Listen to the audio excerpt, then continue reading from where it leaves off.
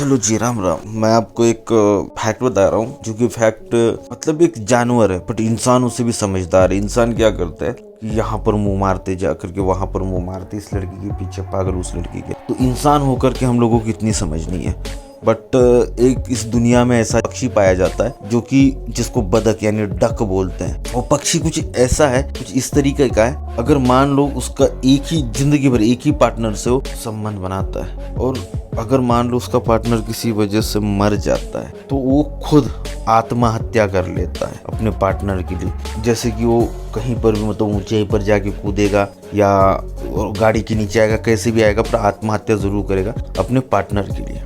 ऐसी नई नई जानकारी के लिए लाइक करें, शेयर करें, सब्सक्राइब करें।